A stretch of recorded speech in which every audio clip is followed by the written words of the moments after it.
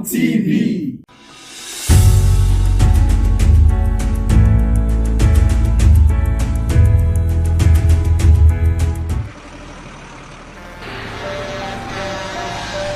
When a tanker bearing fuel falls or an underground pipe bearing fuel bursts, what do you do? Scooping fuel in your bucket or running far away from impending fire? You have a few seconds to take the wisest decision. Walk away? No, that is not enough. Shift? No, that is not enough. Stay there and gist and take shots with your phone? That is madness.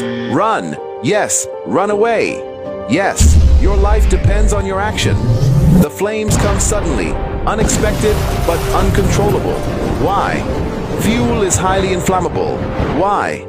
It just requires a spark to set off a ravaging inferno. So, don't stay there to think. Storm away to live. Do not throw away your life in anguish for meaningless fuel siphoning. Be advised.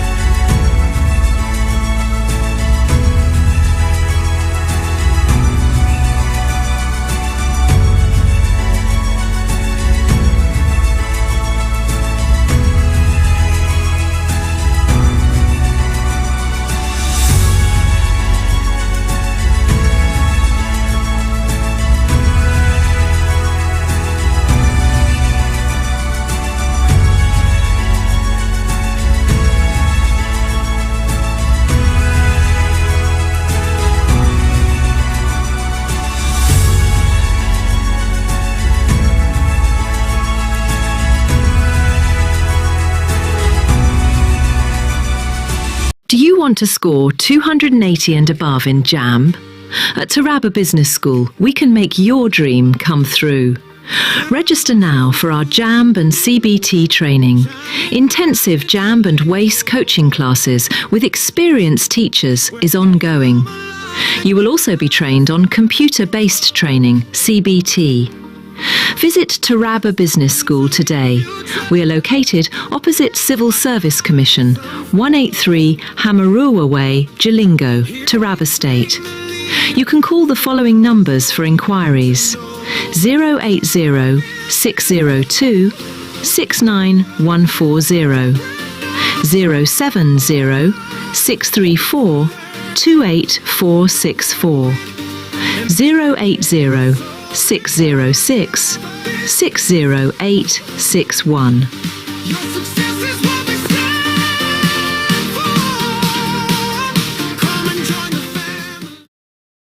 Do you want to score 280 and above in JAMB? At Taraba Business School, we can make your dream come through.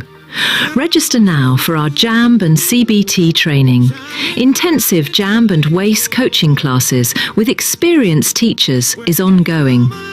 You will also be trained on computer-based training, CBT. Visit Taraba Business School today. We are located opposite Civil Service Commission, 183 Hamarua Way, Jalingo, Taraba State. You can call the following numbers for inquiries: 080 602 69140, 070 634 28464, 080 606 60861.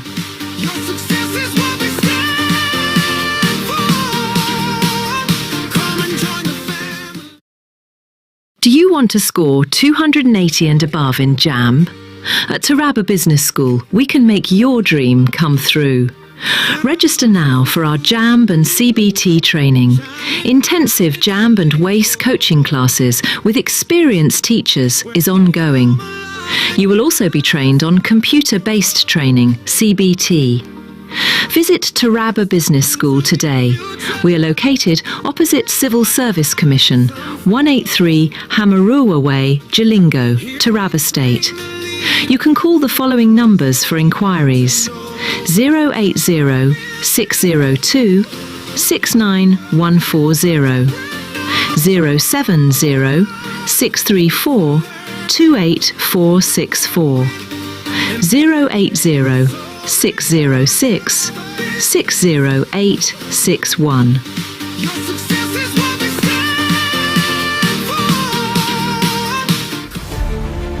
Every day begins with a need to move with purpose, to shop without stress, to send without fear, to pay without delay. For every rider chasing time, for every home that needs restocking, for every voice that needs connection, for every dream that needs delivery. Now, one app brings it all together. Supercab, move smart, ride safe, supermarket, groceries, gadgets, everything. Supercash, airtime, bills, transfers, done. Super logistics, fast, secure, right to your door. It's more than an app. It's your movement, your market, your money, your connection, all in one place. Supergo, one app for services, endless. Download Supergo today. Live free, live fast, live smart. No time to shop, no stress. With Supergo, your groceries comes to you. Partner with trusted vendors, verified stores, no delay, no excuses, just values. Supergo Supermarket, your market now in your hands. With Supergo, your ride is comfortable, easy and convenient. Supergo is more than an app. It's a movement. Moving people, powering threats, delivering value.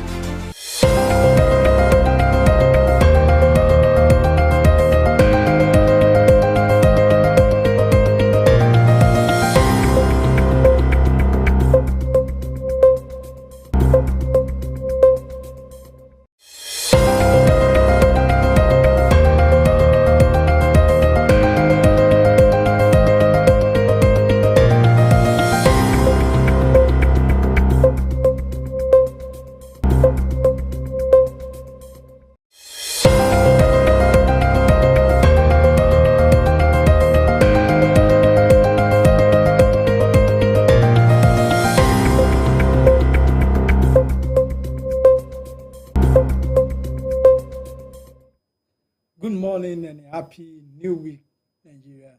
Welcome to the Som TV morning show, where we start your day with clarity, courage, conversations that shape our world. It's Monday, and as we step into a brand new week, let's reflect on the power of choice, the strength of our voices, and the responsibilities that comes with freedom.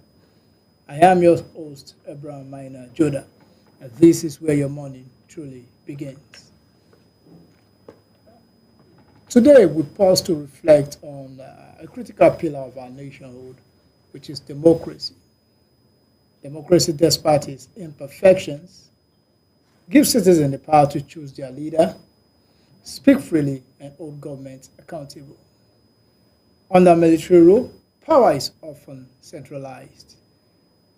Dissent is silenced, and the will of the people is replaced by commands from above. Democracy may be slow, sometimes noisy, and often challenging, but it preserves human dignity, encourages participation, and builds nations on consent, not coercion. Our democracy is not just a system of governance, it's the voice of the people, the right to hope, and the freedom to dream. So let me quote Winston Churchill, from our Prime Minister of Britain. See, democracy is the worst form of government except for all the others. That is the word of Winston Churchill. And that's our message for you on Some TV Morning Show. And with me this morning is Mr. Era Dane Kukwen, Director of News and Public Affairs on Some TV. Good morning. Good morning, Mr. Abraham. Yeah. Good morning, Nigeria. Good morning. Well, let's go straight to the weather reports. So here's a quick look at the weather conditions across major cities this morning. In Jalingo, Taraba State, temperatures are currently around 20 degrees Celsius, offering a cool and pleasant start to the day. Over in Aba, the weather is slightly warmer at 23 degrees with calm morning conditions.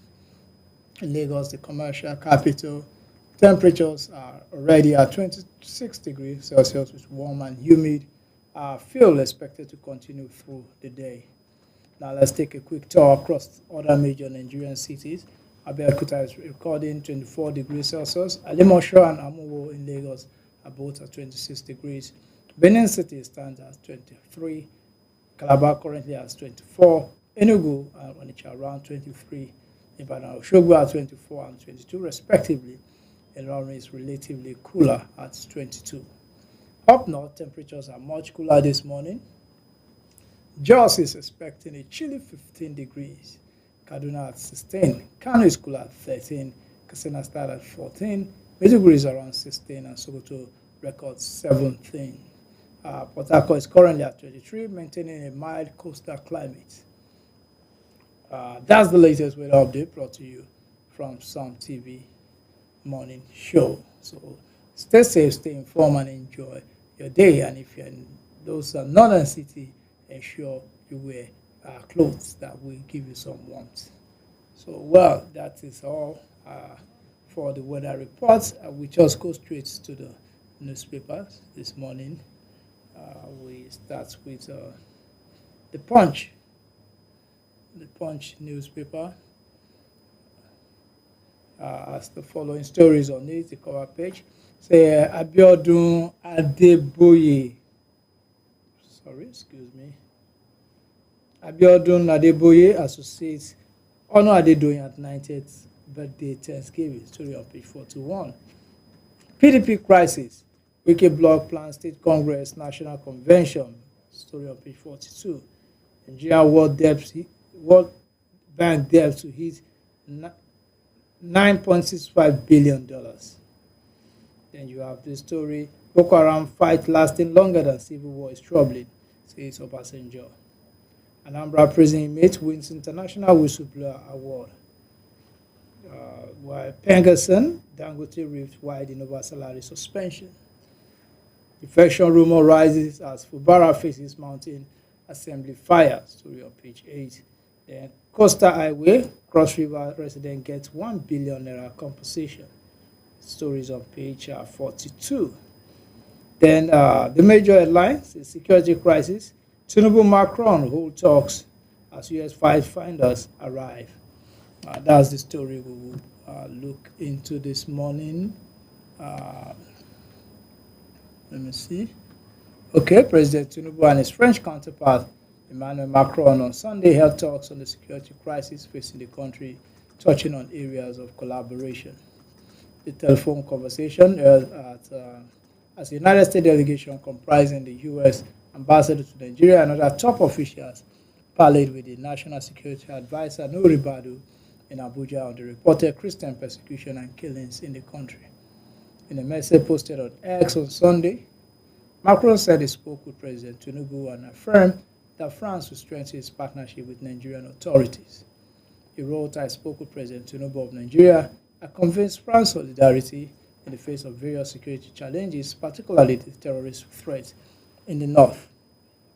His request will strengthen our partnership with the authorities and our support for the affected populations. I will call on all our partners to step up their engagement. No one can remain a spectator, the French president added. Macron also stated that in fulfillment of Tinubu's request, his government will cooperate with the federal government to provide support for the affected populations.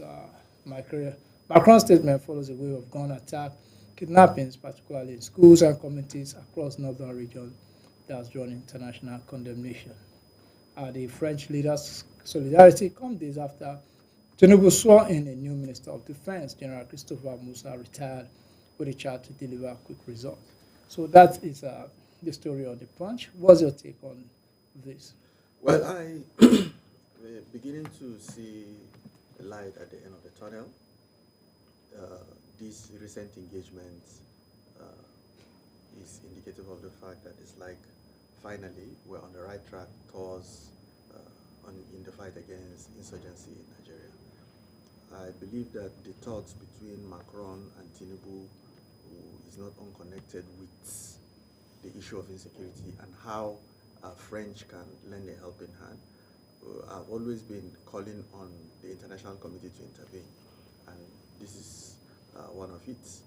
If big countries like France and other Western countries will come and rescue Nigeria, will come with help in the fight against insurgency, because you will discover that whatever it is that is affecting Nigeria is going to affect the whole of West Africa and Sahel region, and to a very large extent the interest of any other part of the world. So if you nib it, how do you call it? At the board. At the board, then you have prevented so many ripple effects of this crisis in the economy of the whole world. So I think Macron is on the right track, and we look forward to these interactions gaining momentum and becoming so big that it is going to constrict and swallow up the rising threats of insecurity rising up here and there in Nigeria and other parts of West African countries. Okay, thank you very much. With this, we move to The Guardian. On The Guardian cover page, we have FG secures release of 100 abducted Nigerian school children. Then Pebec exposes poorly performing MDAs due to service failure. Then teledensity hits 81% as Nigerians consumed 1.23 million terabytes of data amid high costs. Then we have concern over fiscal governance as 2026 budget misses timeline. The story shipping lines decries 4.6 million stowaway repatriation yearly fine in Nigeria. Then Benue farmers laments decry crashing food prices. Then we have the story install Prince Olojo Kosoko as Oloja of Lagos. Royal family appeals to Sanwo-Olu. The PDP faction malls convention host meeting in Wiki's president. Say okay, again UBA group dominates 2025 banker award. CAC to shut illegal POS operators orders registration by January 1.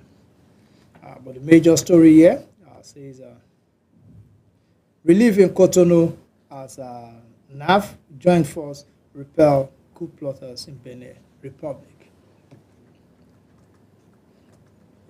Joint task force comprising the Nigeria Air Force, the Beninese Army, and French forces yesterday foiled another coup attempt in the democracy-weary Sahel region.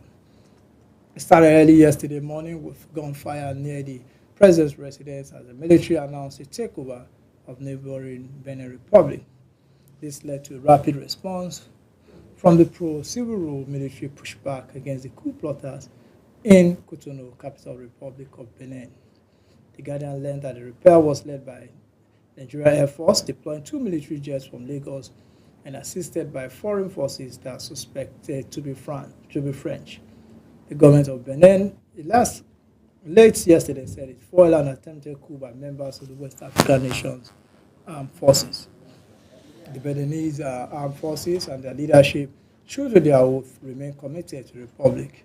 Interior Minister Alassane Seydu said in a televised address several hours after a group of soldiers made a broadcast in which they said they have hosted President Patrice Talon.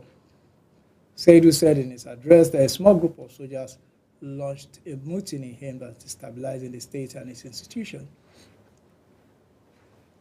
Excuse me. And the loyalist soldiers have been able to retain control of the situation and foil their attempt. The presidential advisor also confirmed that the president was in a safe location. However, the situation in Cotonou, Benin's largest city, and the seat of the country's government remains unclear as huge explosions were heard in the late afternoon, thought to have been the result of an airstrike. Well, the issue of coup in the Sahel is becoming. We just saw Guinea-Bissau, and now Benin Republic. Now this has been foiled, and we all had Mali, Burkina Faso, and Niger Republic. So, are we drifting back to the years of the military? Well, I think some of the narrative explain that this coup are driven by the incursion of insurgency and other things like that, making the military to feel that it's like the civilian government are not actually doing well. But I think if you look at it from holistic view, you understand that what happened in Benin is the best thing that will have happened to the nation and to the West African sub-region as a whole. When you keep on bringing illegitimate governments like that, it becomes a problem. You don't solve a problem by creating another problem. Ordinarily, it does not work like that. In as much as governments will need to sit up in the fight against insurgents, because I saw some narrative somewhere that explained that the military coup used the fact that there were presence of insurgents in some part of Benin Republic, and he used that to say, okay, look at what's happening in Nigeria, in Niger, and other countries like Mali.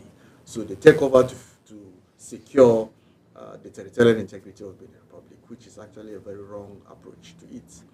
So Nigeria did well. It shows that it is on the lookout for ECOWAS and for the intervention of countries that are suspected to be French and other allied forces like that that came and quashed the coup. I think it is a good thing that has happened, and I believe that military rulership, the way it is being perpetrated now, is illegality. It is not the popular will of the people. You cannot enforce yourself on the people by trying to claim that you want to protect them. Well, the rebel soldiers, led by Lieutenant Colonel Pascal Tigri, justified their actions by criticizing Talon's management of the country, complaining first about insanity of the continuing deterioration of the security situation in northern Benin. Then the Benin army has suffered losses near its northern border, with insurgency hit Niger and Burkina Faso in recent years, as jihadist militants linked to Islamic State and Al-Qaeda spread southwards. The soldiers' statements cited the ignorance and neglect of the situation of our brothers in arms who was falling at the front, and above all that of their families, abandoned to their sad fate by Patrice Talon's policies. The rebel, Talon 67, who is regarded as a close ally of the West, is due to step down next year after completing his second term in office, with elections scheduled for April. So I think in a few months' time, the people will have the opportunity to decide, and the Talon will not be on the ballot. So why the attempt to force themselves upon the country? Looking at it from another perspective, just like I pointed out earlier, yes, it has been contained in Benin Republic, but some of these factors are still there. So political leadership should ensure that they don't give these reasons for the turbulence going on in West Africa and other countries of Africa. Is one of the reasons why these people will have some kind of legitimacy in whatever it is they pursue. So, well, with this, let's move to Daily Trust, where it's a genocide. U.S. lawmakers visit Nigeria on fact-finding mission. Then what you should know about no-interest mortgage in Nigeria. Also have the story, bandits kill 7 in Sokoto communities. And the composed body of Quranic teacher found in Nigeria. Imo sees hotel mortuary over alleged organ harvesting. Then we have the major airline, while coups are unsettling West Africa, is related to what? Excuse me. Then we have the story. Political analysts, diplomats, and civil society organizations have identified bad governance, Sitai syndrome, among others, as the reason for the rising spate of coups in West African sub-region. This following the attempted coup in the Republic of Benin on Sunday, which threatened to throw the country into chaos. Benin government said it has thwarted the attempted coup after a group of soldiers announced on state television that they have ousted President Prince Talon. This is coming a few weeks after a coup in Guinea-Bissau. Military and security sources said around a dozen soldiers were arrested, including those behind the failed coup. Talon, a 67-year-old former businessman dubbed the Cotton King of Cotonou, was due to hand over power in April next year after 10 years in office, marked by economic growth, but also a surge in jihadist violence. Elias, okay, look at the story. Benin Republic, through the 10 years of Talon, who is dubbed the Cotton King of Cotonou, they had economic growth. Yeah. But the major problem is a surge in jihadist violence. I'm always an advocate that if we keep fighting this war against insurgency disjointedly, we will not arrive.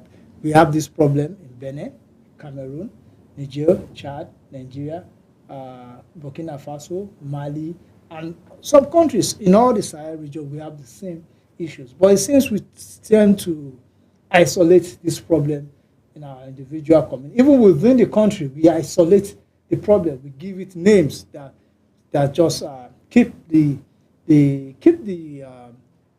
fueling division among us.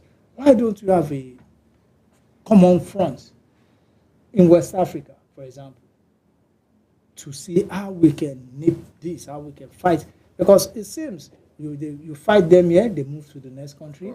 You fight them there, they move to the next country. They use this country as so why don't you come together and fight it as a common front? I think so. We've seen what ECOMOG has done with uprisings like that in the past. If we use a joint task force efficiently and appropriately, I think it has a way of quashing this. It's just that we have some of this individual way of looking at it. You try to consider that you don't have funds, you have more priorities, you prioritize other things other than seeing to it that the joint task force function well. I think if we are all united militarily against insurgency in the whole of West Africa, and every nation in West Africa or Africa is doing it with the commitment and dexterity that is expected, you will discover that these people will have no resting place. Just like we've said, even in Nigeria, when the pressure becomes too much here, they run to this part of Nigeria. When the pressure becomes too much, they run to this part of Nigeria. But if the fight is sustained, there is no peace for the wicked. If it is that serious and being sustained, they will have no options than to either be killed or change from their bad ways and become good citizens that will see to the development of the nations of Africa. Look at the report on President Talon of Benin Republic. In his regime, in his tenure, the country has experienced so much economic transformation that some of these challenges of insecurity that is, let me say, common, is becoming normal to a very large extent. In every part of the world, in the Middle East, even in Europe, that you will see the signatures of criminality like that. So I think you should not use a wrong method of solving problem because you're not going to get a better result. Let's look at the issue of the U.S. They've isolated the problem to Christian genocide. Do you think this will help? Why don't you look at it generally and just look at it as a security issue in the whole of the Sahel, in the whole of West Africa, and tackle it as that, rather than isolating the incident, giving names according to the location. But if you look at it, the same set of people, of course, the same set of fighters, the same method, the same weapons, the same. Even if you look at their ethnicity, almost the same thing. Of course. So why don't we just look at it as a general problem rather than creating narratives around it? Yeah, I think there is a development to that. I think it's in the report we should take next, considering that they've sent a delegation for what they call fact-finding. So I think that the narrative is already changing. It is not the Muslim, what do you call it, the Christian genocide thing, though it is still there, but there are other developments that is beginning to clear the fact that it is not Christian genocide in the true sense of it.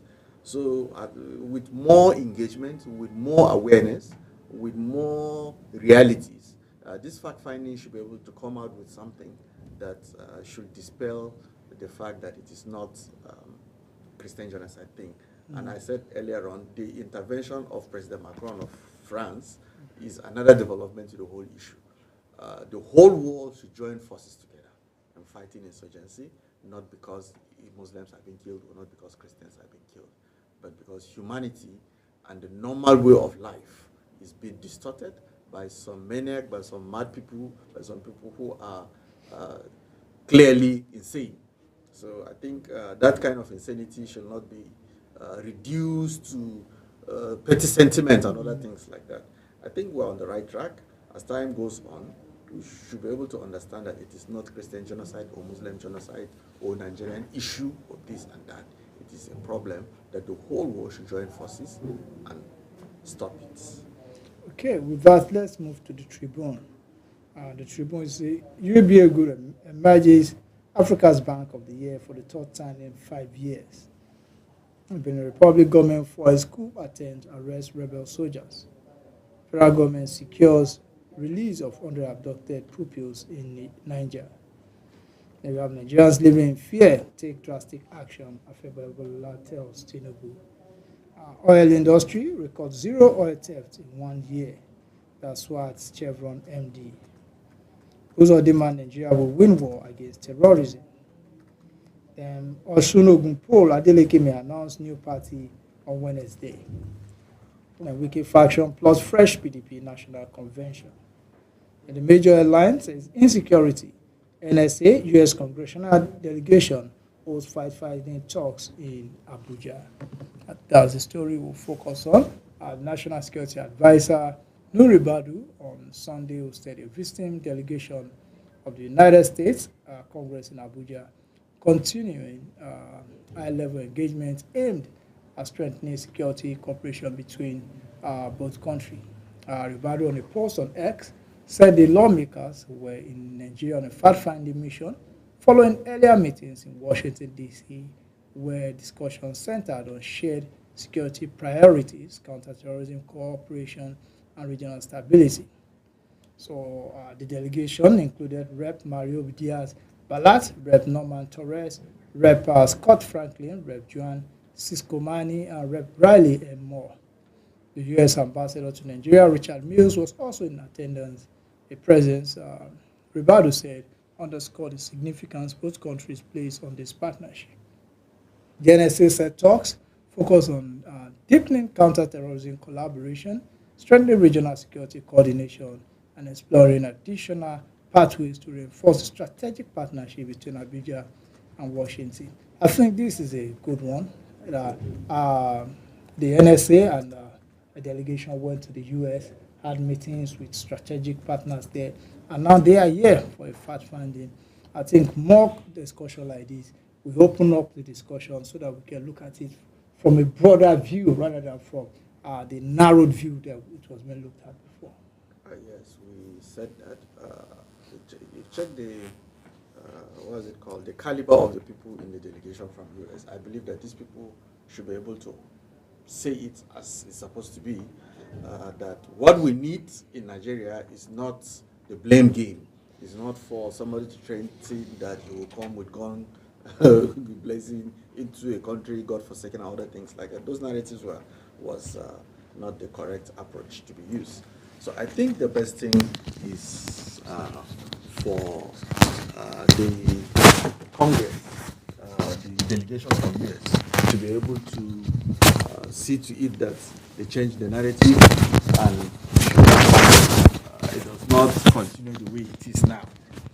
You know, when you have a problem and you feel the only way to handle it is following the way President Trump wanted, I think he's not going to solve the problem. At times you use other methods, which is what they're doing now. Nigerian delegation went to US in the past few weeks, and now US delegation is in Nigeria to do fact-finding. At the end of the day, we want to see a situation where a synergy will be formed, intelligence gathering, properly shared, and these people being smoked out from wherever they're hiding to perpetrate this evil across the nations of West Africa. Okay. With this, let's go to the leadership newspaper. And on the leadership, we have this story. Macron offers to help Tinubu tackle insecurity. Story is on page 28. Then 14 arrested over Ford Benin coup. The story is on page 4. Then UBA Group wins African Bank of the Year for third time in 5 years. Then the major story says 100 Niger school children freed. That is the story we're going to look into. The abductors of the children and staff of St. Mary Catholic School, Papiri, Agudwara, local government area of Niger State, has reportedly released 100 of them. The leadership report that 315 were abducted, 50 escaped 24 hours after the abduction, leaving 265 of them in captivity. A source from Bogu hinted that several buses with the inscription Office of the National Security Advisor was seen heading to Wawa in Bogu local government area carrying the rescued children. Meanwhile, the church, responding to the request for their confirmation, said it will be a thing of joy if some of our children has been released. Now we have been praying and waiting for their return. If it is true, then it's cheering news. The response of the Bishop of the Catholic Diocese of Kontagora, Bishop Bulus Yohana, stated further that, however, we are not officially aware and have not been duly notified. We hold and pray is true, and we'll be looking forward to when the remaining will be released. The police public relations officer, PPR Niger State Command, Wasiu Abiodun, neither confirmed nor denied the rescue of the 100 children, but promised to get back to them.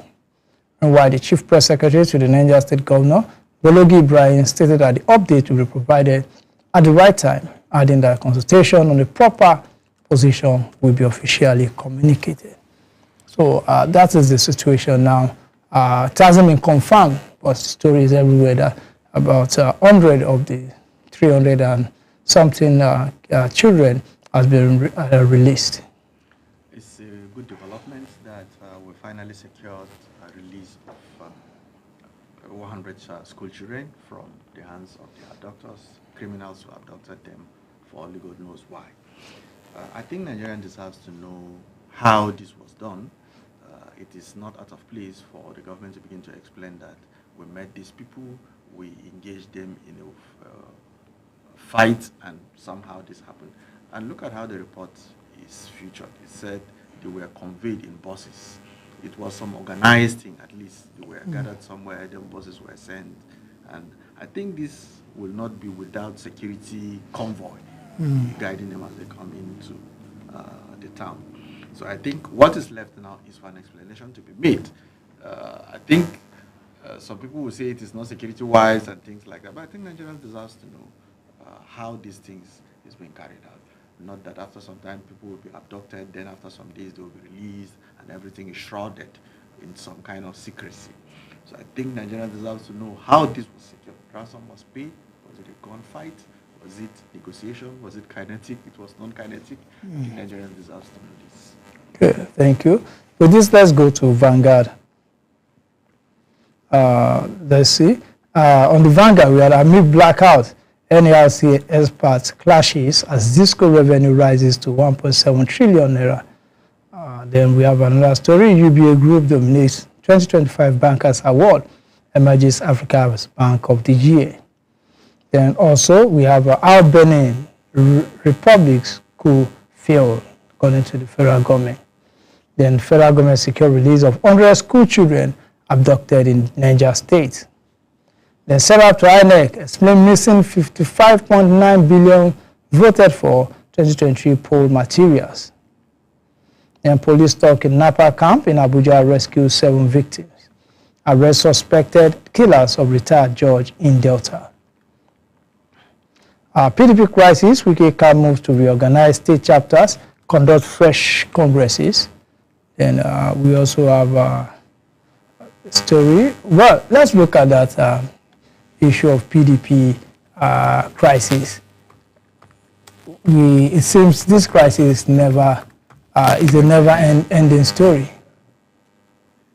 because we just had over the weekend, okay, like this, is it here? The Fractional Board of Trustees, BOT of the Nyesom Wike Tendency in People's Democratic Party has unveiled a major internal restructuring plan to reorganize troubled state chapters and prepare the ground for fresh congresses and national convention. Chairman of the Fractional BOT, Senator Mao Owambua, will disclose this at the opening session of the board's meeting held at the Life Camp official residence of the FCT Minister Nyesom Wike yesterday. Said the group was committed to rebuilding the PDP from within and restoring public confidence in its internal processes. Owambua said the faction was already making meaningful progress in reorganizing affected states, including the constitution of credible caretaker committee, explaining that initiative will prepare the ground for transparent Congress and subsequent convention process. He says the reforms was necessary to build trust, strengthen internal structures, and ensure that our party remains a model of fairness, inclusiveness in the Nigerian democratic space. Now, this is the situation. They also declared full support for Abdurrahman Mohammed-led National Working Committee. Say they are going to work with the NWC. Do you see an end to this? Well, there is no end to this, considering the fact that they've not yet been united with, what's the name of the person that emerged from KB State? Turaki. They've not agreed with the faction as led by Turaki. Turaki is busy making his permutations, seeing to it that his own faction of the PDP succeeds. The Wike-led faction has been described by Mao Owambua here, saying that they too will be transparent and fair, or whatever they want to describe it. The truth is that PDP is in crisis, and the end of it is not seen. Until these two factions unite and is ready, they are both ready to make concessions and make sacrifices.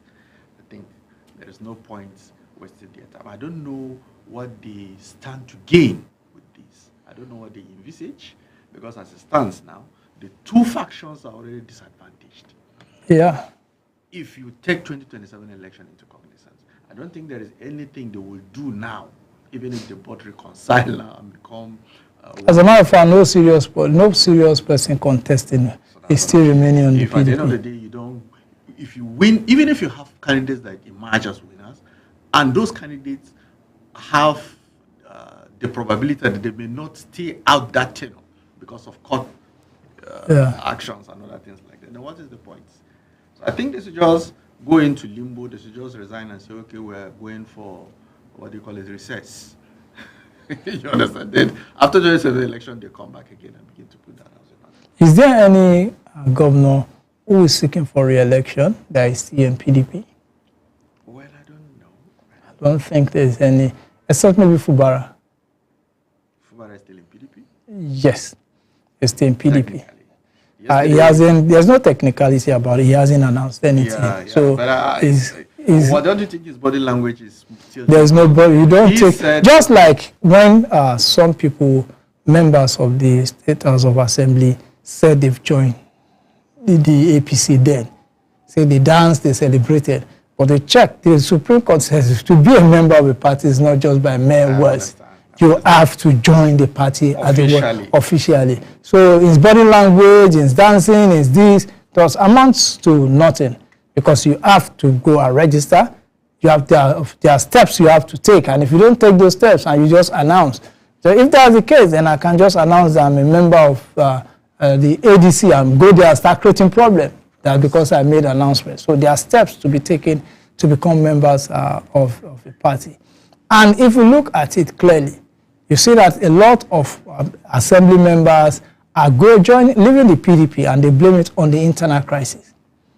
And if you look at it, there's really an internal crisis. That is the only reason they can move, because it will be foolhardy to remain in a party that you're not even sure of which faction is recognized by INEC or by the authorities.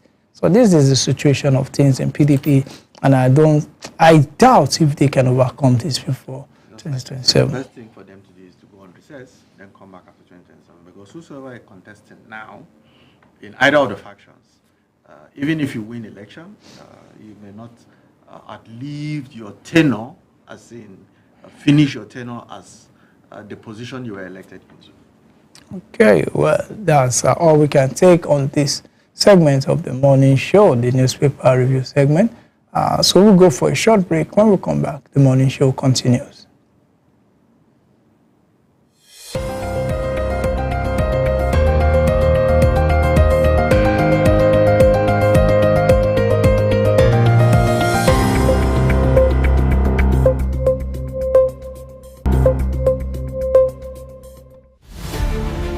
Every day begins with a need to move with purpose, to shop without stress, to send without fear, to pay without delay. For every rider chasing time, for every home that needs restocking, for every voice that needs connection, for every dream that needs delivery. Now, one app brings it all together.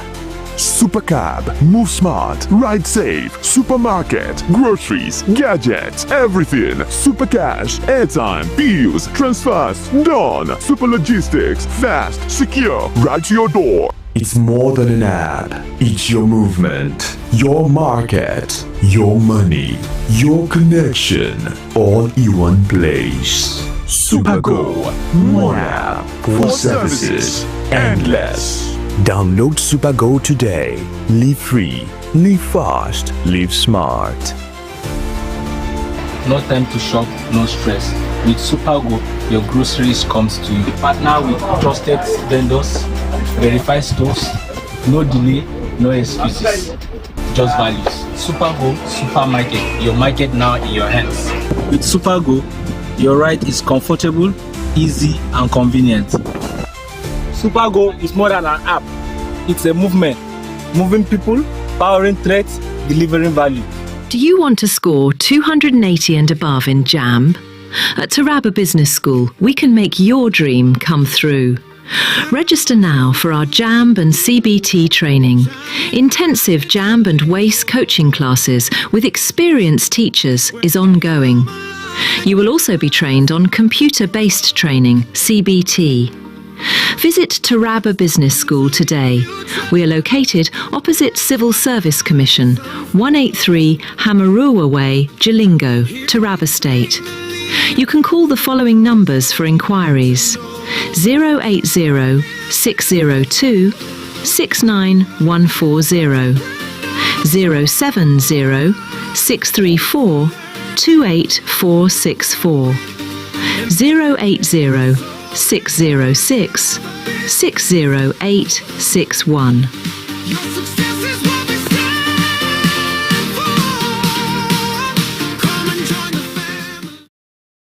Do you want to score 280 and above in JAMB? At Taraba Business School, we can make your dream come through. Register now for our JAMB and CBT training. Intensive JAMB and WACE coaching classes with experienced teachers is ongoing.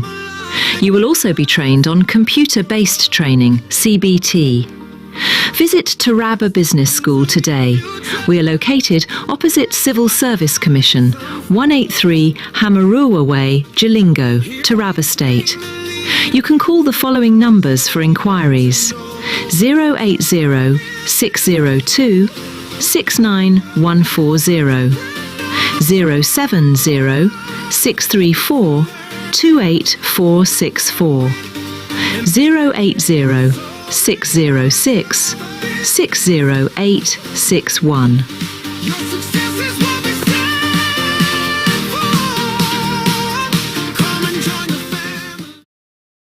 Do you want to score 280 and above in JAMB? At Taraba Business School, we can make your dream come through. Register now for our JAMB and CBT training. Intensive JAMB and WACE coaching classes with experienced teachers is ongoing. You will also be trained on computer-based training, CBT. Visit Taraba Business School today. We are located opposite Civil Service Commission, 183 Hamarua Way, Jalingo, Taraba State. You can call the following numbers for inquiries: 080 602 69140, 070 634 28464, 080 606 60861.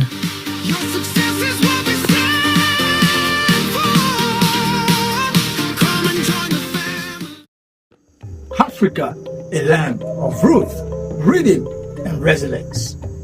Where every thread of the fabric tells a story, every beat of the drum echoes heritage, and every voice carries the soul of generation.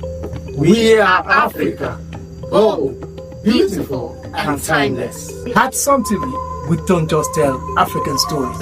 We celebrate it in every color, sound, and tradition. From the past that shaped us to the future we proudly define. Some TV, Africa, seen, heard, celebrated. Some TV, cause of the nation.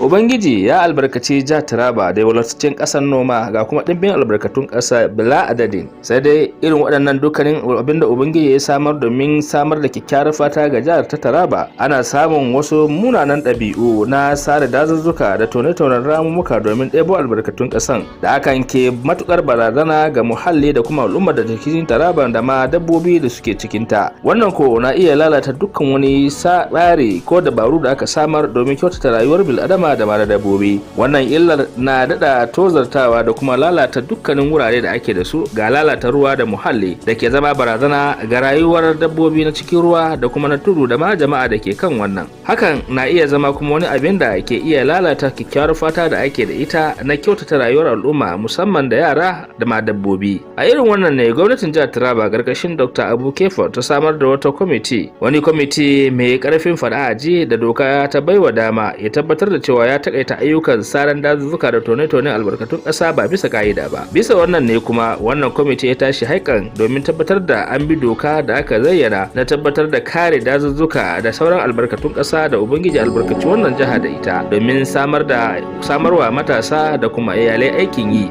Idan aka bi ka'ida wurin bin matakai da za su dace da yadda ake tono albarkacin ƙasa da kuma sare dazuzzuka a bisa ka'ida, wanda hakan zai iya taimakawa ci gaba da kuma bunƙasa rayuwar jama'a da kuma fitar da Tarabar a idon duniya.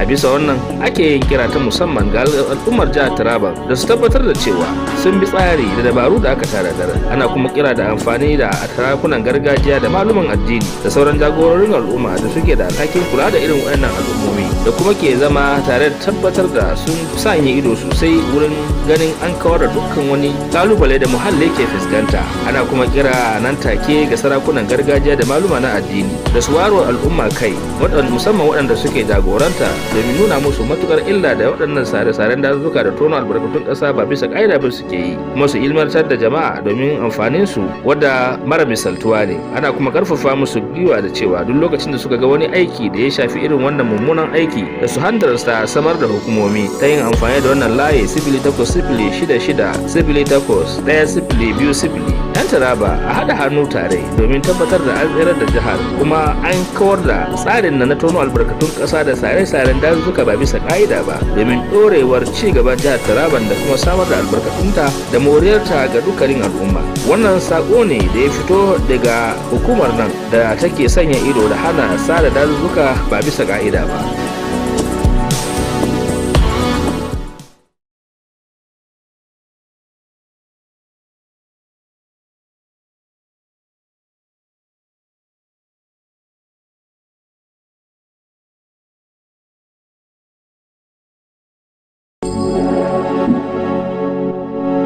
Ubangiji ya albarkaci jihar Taraba da walwataccen ƙasar noma ga kuma ɗimbin albarkatun ƙasa bila adadin. Sai dai irin waɗannan dukkanin abinda Ubangiji ya samar domin samar da kyakkyawar fata ga jihar ta Taraba, ana samun wasu munanan ɗabi'u na sare dazuzzuka da tone-tonen ramumuka domin ɗebo albarkatun ƙasan, da hakan ke matukar barazana ga muhalli da kuma al'ummar da cikin Taraba da ma dabbobi da suke cikinta. Wannan ko na iya lalata dukkan wani tsari ko dabaru da aka samar domin kyautata rayuwar bil'adama da mara dabbobi. Wannan illar na dada tozartawa da kuma lalata dukkanin wurare da ake da su, ga lalata ruwa da muhalli da ke zama barazana ga rayuwar dabbobi na cikin ruwa da kuma na tudu da ma jama'a da ke kan wannan. Hakan na iya zama kuma wani abin da ke iya lalata kyakkyawar fata da ake da ita na kyautata rayuwar al'umma musamman da yara da ma dabbobi. A irin wannan ne gwamnatin jihar Taraba gargashin Dr. Abu Kefo ta samar da wata wani kwamiti mai karfin fada aji da doka ta baiwa dama ya tabbatar da cewa ya takaita ayyukan saran dazuzzuka da tone-tone albarkatun ƙasa ba bisa ka'ida ba. Bisa wannan ne kuma wannan kwamiti ya tashi haikan domin tabbatar da an bi doka da aka zayyana na tabbatar da kare dazuzzuka da sauran albarkatun ƙasa da ubangiji albarkaci wannan jiha da ita, domin samarwa matasa da kuma iyalai aikin yi idan aka bi ka'ida wurin bin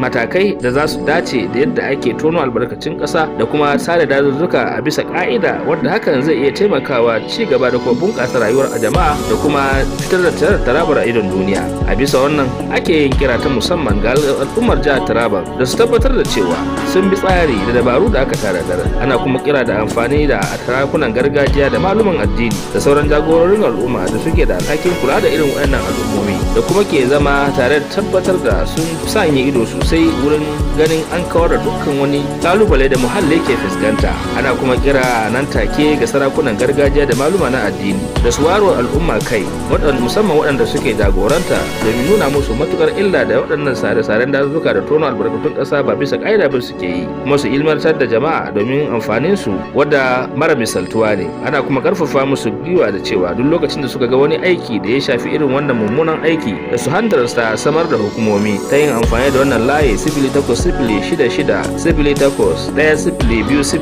Yan Taraba a haɗa hannu tare domin tabbatar da an tsirar da jihar kuma an kawar da tsarin na tono albarkatun ƙasa da sare-saren dazuzzuka ba bisa ƙa'ida ba, domin ɗorewar ci gaban jihar Taraban da kuma samar da albarkatunta da moriyarta ga dukkanin al'umma. Wannan sako ne da ya fito daga hukumar nan da take sanya ido da hana sare dazuzzuka ba bisa ƙa'ida ba.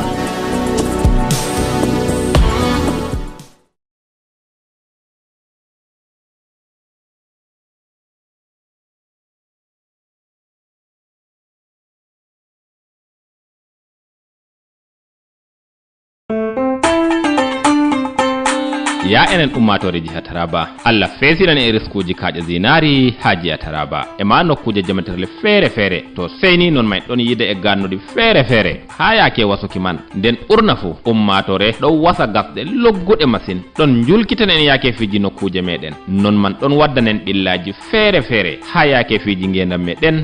Yewki wasakaji zinari ɗon foɗana ɓikkon meɗen sende hukki jangirle ha yaake ngendam maɓɓe. Non man ɗon waɗe ngam silanki keɓal jawngal ha ngendam ɓi adama. To mettuɗum nder majum ni waɗuki non man hokkan keɓal seyni wattan magal ɗon sawi e gannude e ma torraji wasmirru feere-feere. Ko handani en kam en naftoro be diɗaɗi e ma wasuki kaƴe zinari herno handi, ngam wattam ngendam meɗen e ma labbaje meɗen hawtade be gure meɗen. Nden non man wallitan keron ha ɓamtuki saman fiji risku meɗen, wo'itinki jangirle meɗen e ma ɓamtuki saman galluje e labbaje. Ngam man wodi bote en anda wasuki kaƴe zinari nano handi ɗon foɗana en feccaki leddi e ma bayli ɗum soyde jahol yeso lesdi. Non man haɗa en ndiyam jareteɗam boɗɗam e wadda bonabonalu saka ummatore to haaɗiɗo tokkitanama en bonniyake ngendam meɗen no wattam meɗen janggo latoto. Ya enen ɓiɓɓe jiha Taraba, ngam man latani en dole en paddo yake fiji risku meɗen e ma jiha meɗen fu no foti. En daro en gokka faddode faaki gese meɗen, mayeji meɗen, pattule meɗen e ma lesdi meɗen fu no foti. Ɗo ɗum andinore on iga ko manda hukuma hakkilanta fiji wasuki kaƴe zinari, SP Emmanuel Jamu.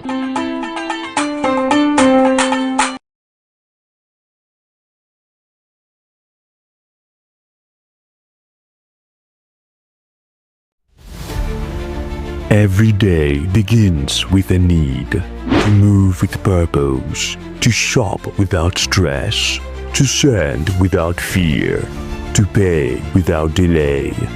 For every rider chasing time, for every home that needs restocking, for every voice that needs connection, for every dream that needs delivery.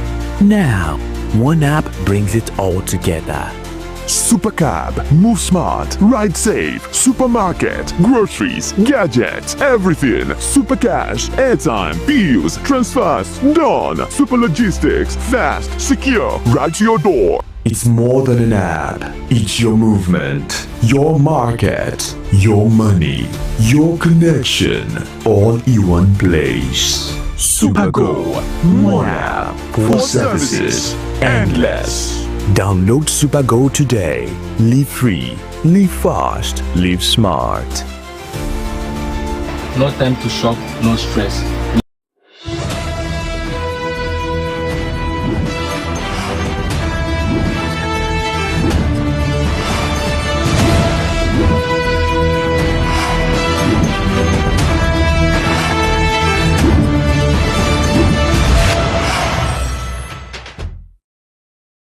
Nigeria will be impartially governed according to the rule of law.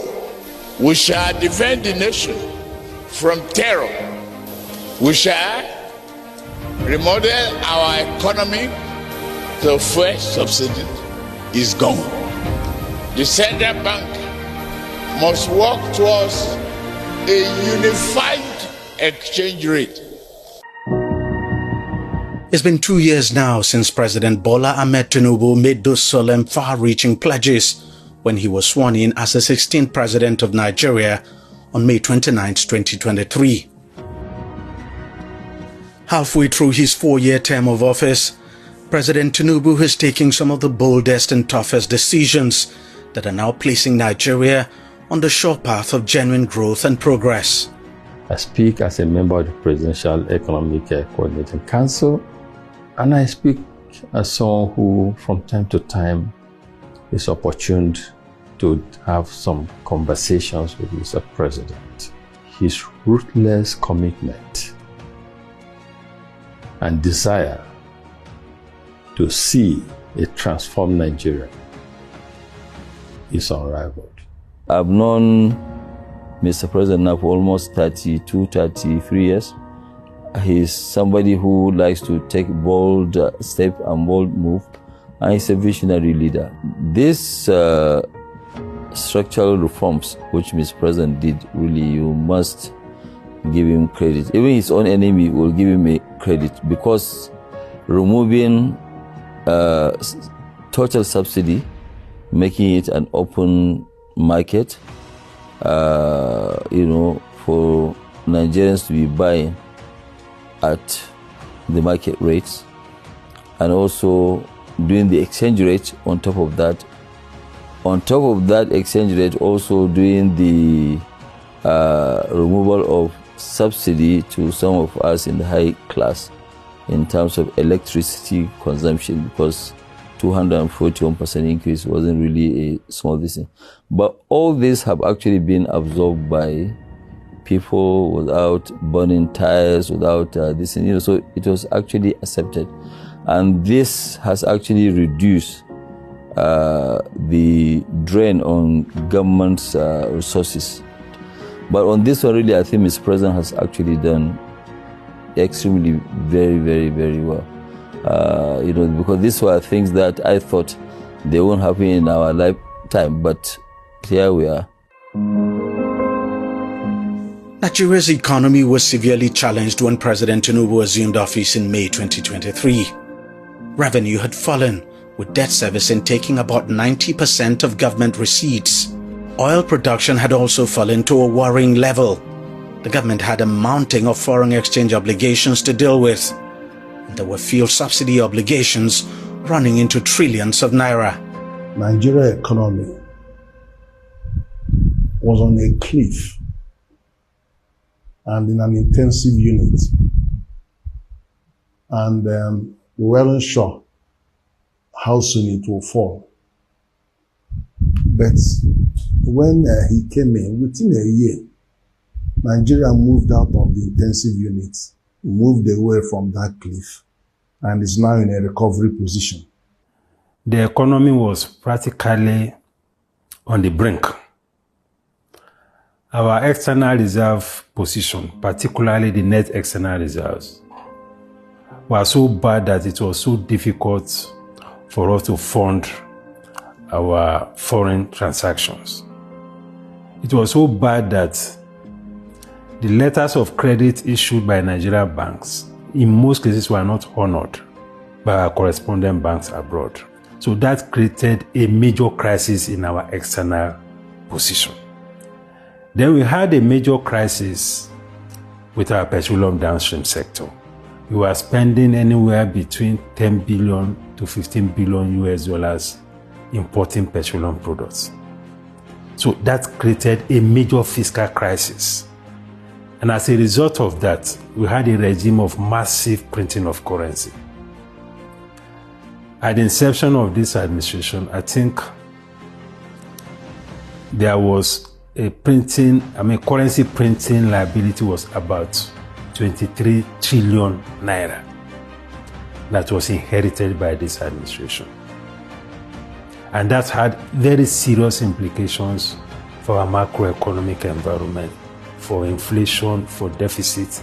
And to make matters worse, the printing of money was done in a manner that was completely not transparent. So it was a very, very bad situation that required urgent resetting of the economy. 2 years on, and with bold and sometimes difficult economic policies, the economy is beginning to turn the corner. Government revenues have dramatically increased, just as revenue to debt service has also come down to around 68%. States and local governments now get more allocations than ever. Thus, I've been able to push out economic growth that was the highest rate that Nigeria has seen in 10 years with what we did in 2024. And alongside that growth, we have seen other great indications. Reserves of close to $40 billion.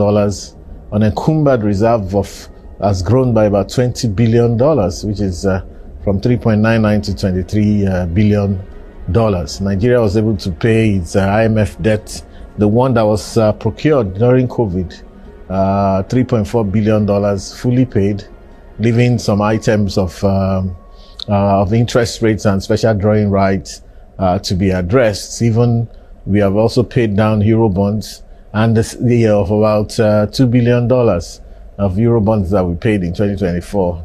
And the states in 2024 alone in 2024, the states paid down 32% of their total global loans. Now I can tell you that as a member of the National Economic Council, for the past 9 months, NNPC has not brought any money to Federation account.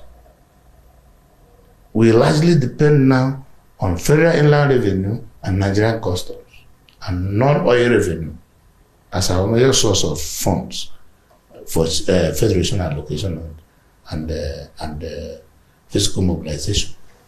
The courage that has been displayed by Mr. President is quite unusual in this part. The hard decisions that we've spoken about for God knows when, he's been able to confront those two twin problems.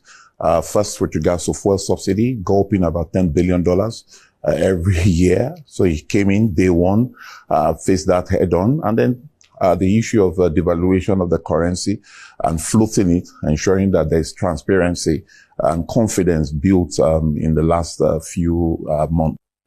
Stability is fast returning to the foreign exchange market, and the country has just recorded a balance of payment surplus of $6.83 billion for the financial year 2024. I would say that we are entering what you can call a stabilization phase of the economy. The kind of volatility that we experienced in the second half of 2023 up until the second half of 2024, those volatilities are beginning to fizzle out. From the second half of 2024 up until now, we have witnessed a kind of normalization, especially in the macroeconomic environment. Our Fitch ratings are up. The reforms in NNPC, the signing of the new Investment and Securities Act, several important pivotal reforms that globally and domestically, everyone can attest to the inflection point that is the Nigerian economy this year. Portfolio investment is up. FDI is also up. You know, we've been tracking his investment announcements from his presidential trips, over 30 of them, as at December 2024 was $50.8 billion. Our job is to make sure that those announcements translate into bankable investments that we see through. And so those discussions and dialogues have continued to be ongoing. The revenue of government has gone up 60% in 2024 compared to the previous year. And that's the federal level. At the state level, the revenues to the states have doubled. So these are signs of the improvements in the government revenues as a result of the bold and courageous changes that were made that you have mentioned. The measures we have taken so far in terms of orthodox monetary policies, we can see have begun to yield fruit. They have begun to yield fruit. We can see that accretion to reserves have been consistent. And at one point in time, may I remind everybody that we achieved the highest level of reserves in the past 3 years at one point in time. We've also continued to see inflation gradually beginning to decelerate. We can see that there's greater confidence in our markets. What has happened under the solid mineral sector in the past 2 years is unprecedented as a result of the deep-rooted reforms of the Tinubu administration. Virtually all the metrics in the sector have changed. Investments are pouring in. At the last count, the government has attracted over $800 million in new investments to the sector. Among the new investments is a $600 million lithium plant in Kaduna State and another $200 million refinery near Abuja and 2 additional processing plants in Nasarawa State. We have a policy of local value addition, which is also part of our 7-point agenda. And the idea is that for so long as we could remember, even before we were born, our minerals have been adjudged raw materials and they've been extracted and exported to service the industries of developed societies. And so under the President Tinubu's Renewed Hope agenda, we say no more. Now, we do not approve licenses from applicants who do not show us concrete plans of local value addition, which means you must process locally. Revenue to the sector has also quadrupled in just the last 1 year. In 2024, the sector generated over 35 billion naira, up from 6 billion in 2023. And this is despite receiving only 18% of its 29 billion naira budget. We created the mining marshals, which has become very popular and very, very effective in Nigeria. Now, in the last 1 year, because the mining marshal celebrated 1 year of its establishment a few weeks ago, and I reeled out these very positive and remarkable statistics. They've arrested over 300 illegal miners in 1 year of its operation. Over almost 150 are undergoing prosecution across the states in the country. And we've secured over 9 convictions, including foreigners involved in this nefarious activity. And this has really helped us to send a strong message and signal to the operators in this sector that it's no longer business as usual. Some of the tough but necessary economic reforms of the government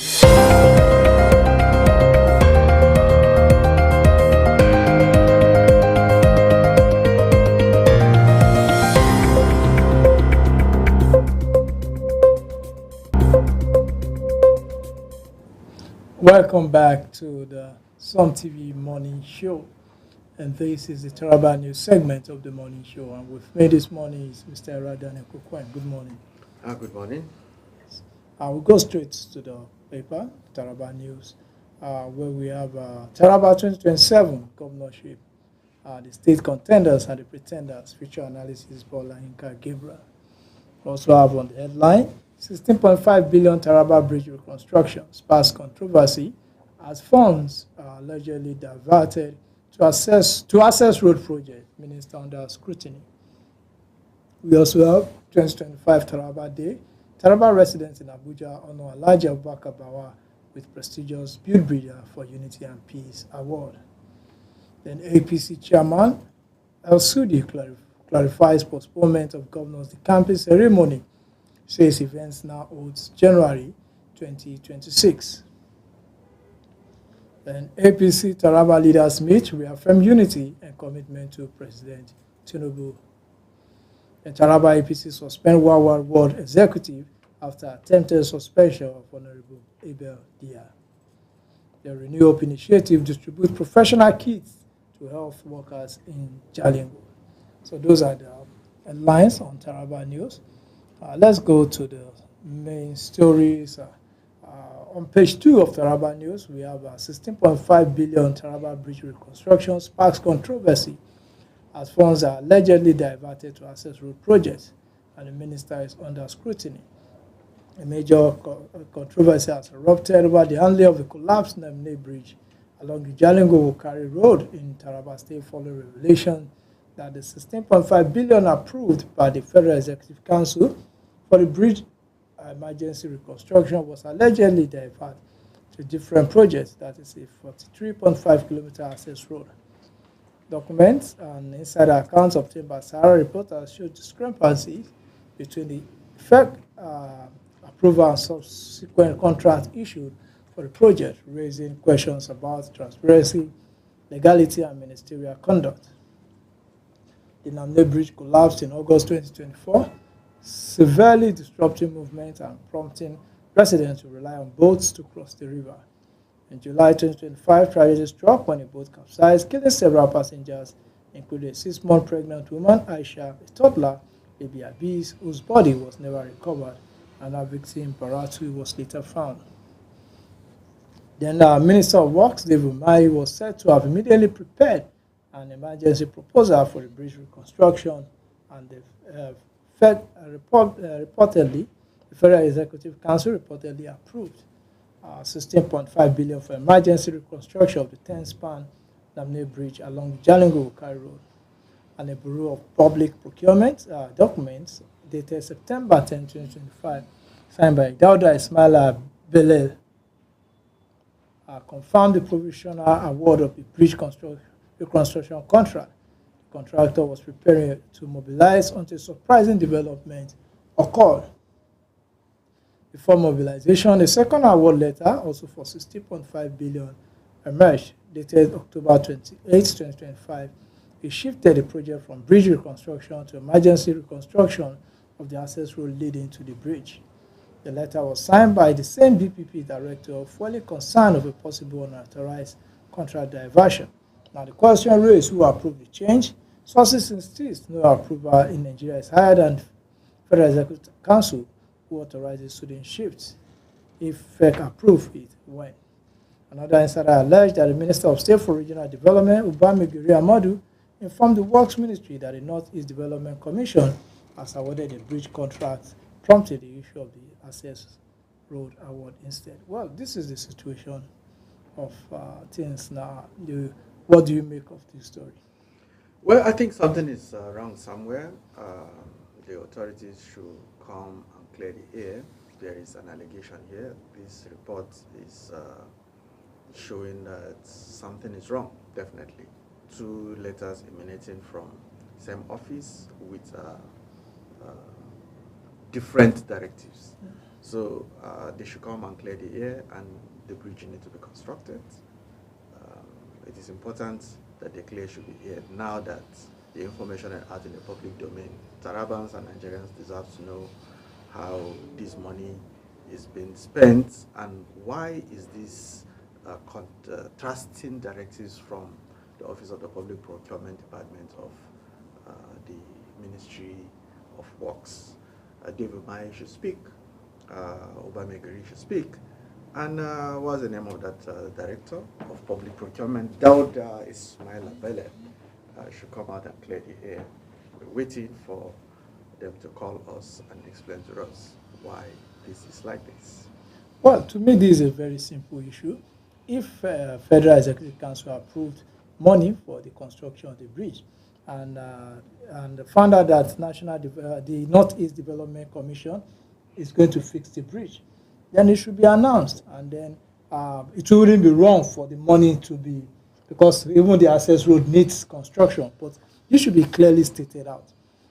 It's as the 16.5 billion for bridge rebuild, has it been cancelled, and the money channeled to access road, then is the Northeast Development Commission going to build the bridge? These are just very simple questions. The Northeast Commission is going to build it, yes or no? The access road, is it a new contract, or is this another one, or is it money for the bridge, since now another agency is going to build it, that have now been shifted to constructing access road? So these are simple. It's good both the access road be fixed and also the bridge be fixed. Both are very important.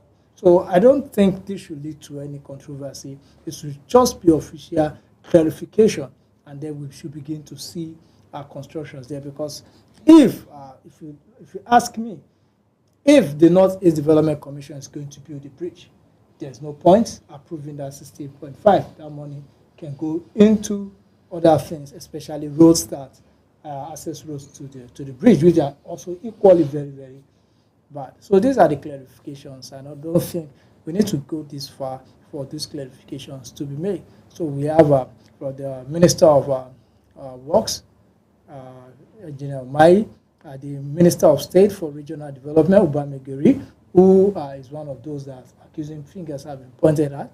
Then we also have the Public Procurement, the Office of the Public Procurement. Then we also have the NEDC. They should also come out on what role they are playing in the construction of this bridge. These are very, very, this is not something that should go sensational. It should be something that should just be explained with facts and figures and documents to back it up. So with this, let's go to Taraba 2027 governorship. The state contenders are the pretenders.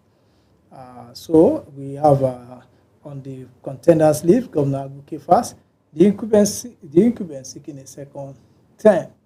So it's one, and then on the other contender is Shidi Danjuma, that is Usman, popularly known as Danji SS. Is one is considered as a contender here on the ADC. Then we have Professor Sani Yahya, the NNPP strongman, on a weakening platform. So we have that, and we also have on the list Professor Jerome Yami, the competent but structurally weak technocrat. So then we have number 5, Senator Emmanuel Bacha, a veteran facing tough choices. So these are those. Then we have also Senator Joel Kenya, the ever-present aspirant. We have Professor Joseph Albasu Kunini, the experienced academic politician. We also have Chief David Sabukente DSK, the powerful silent force. And the pretenders, they say social media politicians. We also have seasonal aspirants, new entrant without grassroots structures. So these are just some of the things. If you look at this list, I think we have a list of people who, yes, many of them will appear on the ballot, but on what party? Because if you look at the list of Chief David Sabukente, Bacha, they are in APC.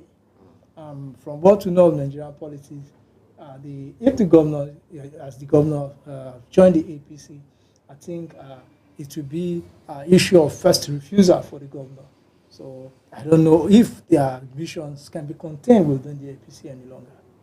Well, let's see how it goes now. The governor said something, a statement was dramatic some time ago. He said 2027 is the house of God. So let's see how it goes. There's no time that is not here. God, I don't think God will go there, we vote, we rig, we do everything. God, but somehow God has given us the choices to make. So, yeah, but I still agree that there is this God factor. At the end of the day, there are people who will aspire and may not be there. There are people who will wish, and something will happen, and that's how it is. Let's wait and see. At the end of the day, the winner will emerge, and somehow he will have to be a Taraban, and we'll all rally around him and celebrate him and pray for him to succeed. Well, let's look at some other contenders like Danji SS of the ADC. Do you think is going to pull much weight in this election? Well, let's see how it goes. I thought he was here. There is not any official indication that he may contest for the governor yet, I think so. I think he's making waves as senatorial aspirant. We've seen permutations that is indicating that he may contest for governor. But when the time is right, we'll all see. And he's actually a grassroots politician that has some serious influence in southern Taraba. So let's see how it goes. Then we also have Professor Sani Yaya, the man who surprised everybody at the last election. Do you think he still has that surprise? He will still pull that weight he pulled in the last election? Well, generally the narratives in 2023 election may not play out in 2027 because some dynamics have changed, some status quo have changed. So whatever it is that made one popular in 2023 may not still be relevant in 2027. But it's actually another force to reckon with, considering the support base that he has. He has a particular influence on so many people in Taraba State. He's a force to reckon with. If God said he is a governor in 2027, then I would prefer to say 2027 is still in the house of God. And if you look at this, if you look at the transition committee of the ADC, Professor Yaya is one of them. So I don't think he's still part of the NNPP. And I have a list of the Taraba State ADC state leadership team, and his name was strongly on that list. So I think this particular report was based on the way it was what he did in 2023. So then we have Professor Jerome Munyami, the professor. Yeah. His problem is structure. Do you think he has been able to overcome that structure? Well, I've seen him making some appointments recently and posting it on his social media handle. And the appointment of politically structured. Of course, what he's saying this person is this in his organization, this person is this in his organization. And I think it was strategic. He picked people from senatorial district, from 8th grade and other things like that. It's quite a nice move. He's actually starting with a very vibrant team. But under what party? Well, let's see how it goes. He was in the studio here and has not said where he will go to. He's still consulting. Because I believe at this point, when parties are bonding and creating structures, you have to be there. If you're a serious contender, the ADC is launching, you have to be there. If it's the APC, if it's the PDP, they're in crisis, you have to be there. Because these politicians, I know them, they won't do the hard work. Then you come and join and they give you the ticket. And we've seen 2023, Bocha was all in PDP until he had the structures in the PDP. So you may be I'm not saying in the case of Bocha, Bocha was a candidate that has structure. That if he moves in structure to any party, he will be welcome.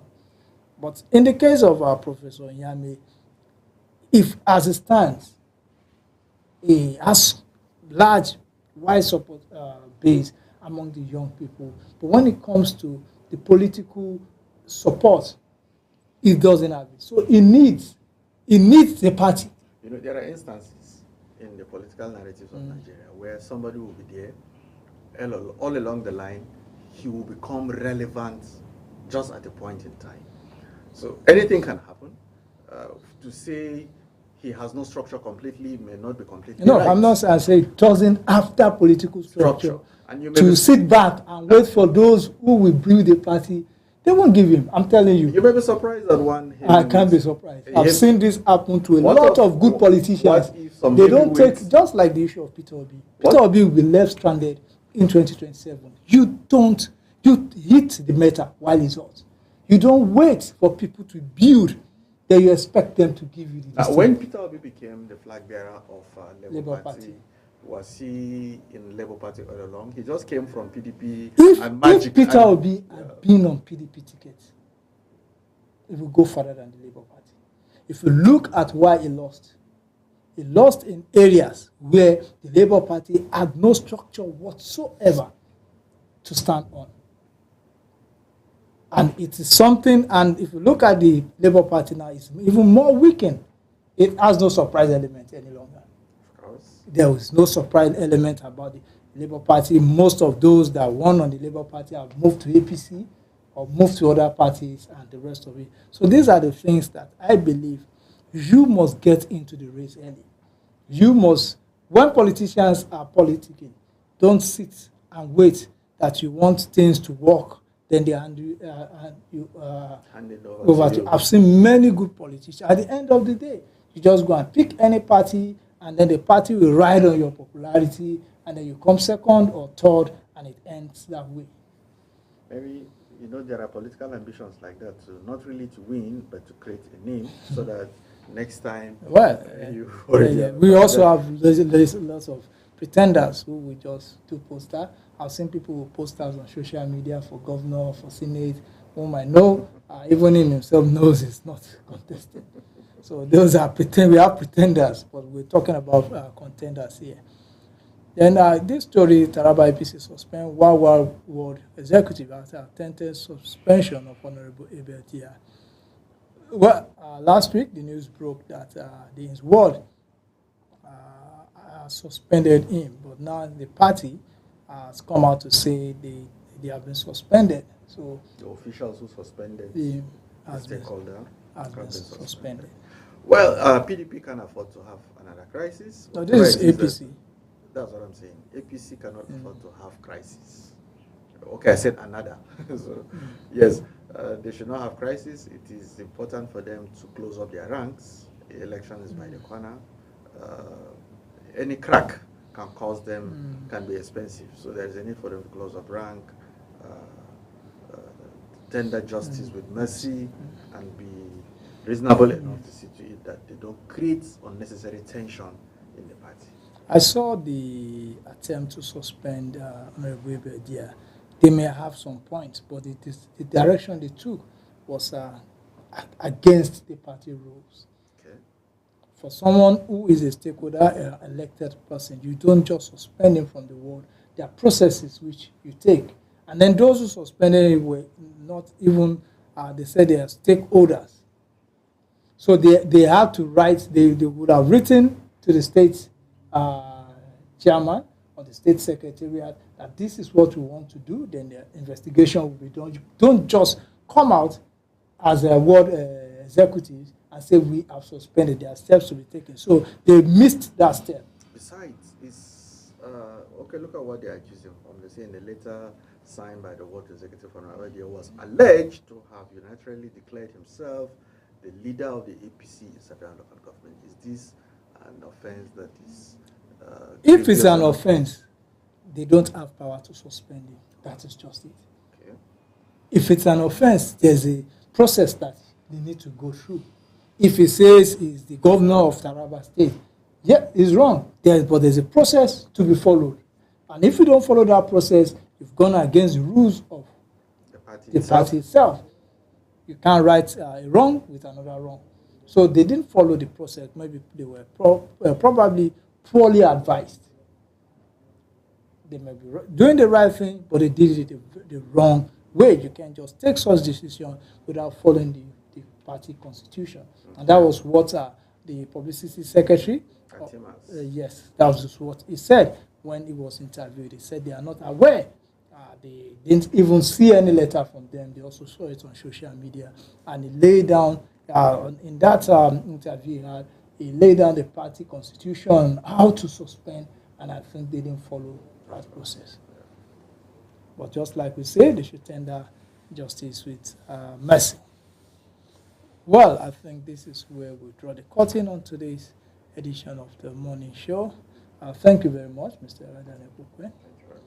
Okay, thank you very much. This is the morning show. I am Abraham Manajoda. Good morning.